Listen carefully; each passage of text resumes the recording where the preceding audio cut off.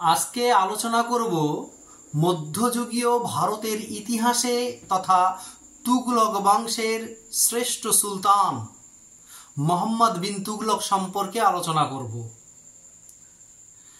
গিয়াসউদ্দিনের মৃত্যুর পর তার পুত্র জুনা খা মোহাম্মদ বিন তুগলক নাম নিয়ে দিল্লির সিংহাসনে বসেন 1325 খ্রিস্টাব্দে এবং তিনি 1351 খ্রিস্টাব্দ পর্যন্ত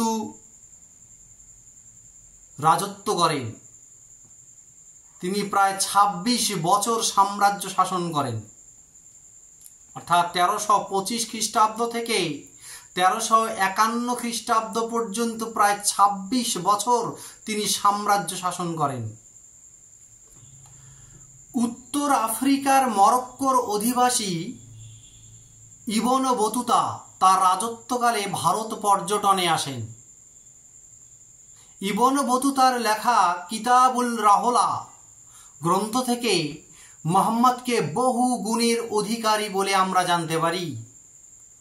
অসাধারণ পণ্ডিত, বিনয়ী, ন্যায়পরায়ণ, উদার ও প্রজাবৎসল এই সুলতান কিন্তু একমাত্র ধৈর্য ও কাণ্ডজ্ঞানের অভাবে ভারত ইতিহাসে পাগলা রাজা নামে পরিচিত।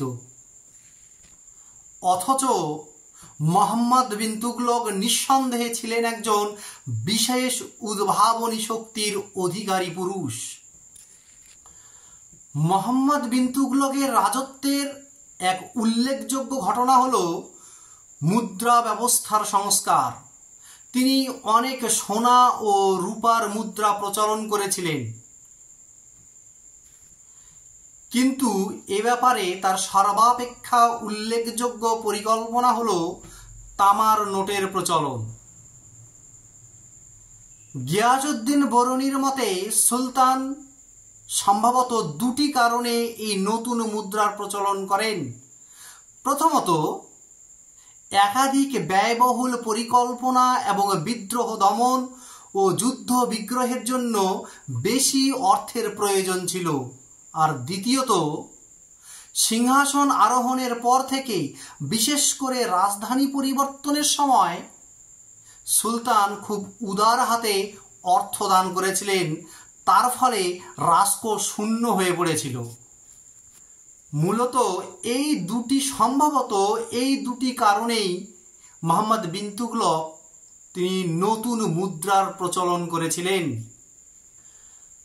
মোহাম্মদ বিন তুগলককে পাগলের মতো সাম্রাজ্যের এক প্রান্ত থেকে অন্য প্রান্তে ছুটে বেড়াতে হয়।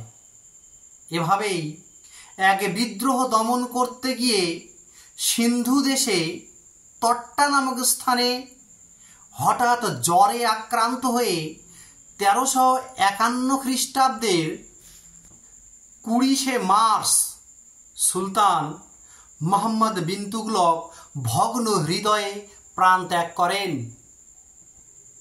তবে তার মৃত্যুর পরেও 62 বছর তুগলক বংশ টিকে ছিল আর দিল্লির সুলতানি